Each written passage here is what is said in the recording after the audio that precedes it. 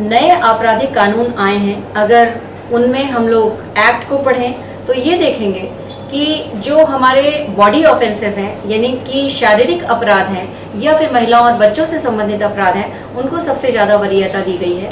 और इसके बाद में राष्ट्र की सुरक्षा से संबंधित जो अपराध हैं वो आते हैं, और फिर उसके बाद में प्रॉपर्टी ऑफेंसेस और दूसरे अपराध आते हैं। आज मैं आपको थोड़ा सा बताऊंगी कि पहले जो हमारे सेक्शंस थे वो अब नए भारतीय न्याय संहिता में, जो आईपीसी के सेक्शन थे वो भारतीय न्याय संहिता में क्या सेक्शंस हो चुके हैं। तो जैसे 302 आईपीसी था वो अब 103(1) भारतीय न्याय संहिता में आ चुका है। इसी प्रकार से जो 307 धारा थी वो अब 109 धारा बन चुकी है। 307 मतलब क्या हुआ? 307 मतलब हुआ अटेम्प्ट टू मर्डर, यानी कि वो अब धारा जो है वो 109 बन चुकी है।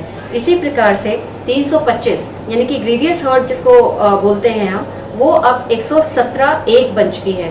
इसी प्रकार से 326 यानी कि घोर उपपत्ति, वो अब 118(2) भारतीय न्याय संहिता में सेक्शन बन चुका है।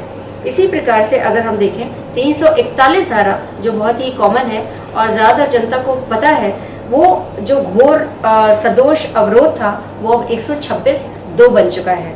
इसी प्रकार से अगर आप देखें लोक सेवक से के जो कर्तव्य हैं उनके निर्वहन में भय पैदा करने के लिए 353 धारा जो थी वो अब 132 बन चुकी है। इसी प्रकार 376(1)(2) बलात्कार का जो सेक्शन था वो अब 64 कहलाया जाता है। 376(d) है जो ज्ञान रेप है, वो 70(1) धारा बन चुकी है। इसी प्रकार 380 यानी कि चोरी हो गई निवास में, वो अब 305 बन चुकी है। लूट का जो सेक्शन था 390 वो अब 309(4) बन चुका है। 391 डिकॉइटी के जो सेक्शंस थे वो अब 310(1) बन चुके हैं। 420 318 हो चुकी है।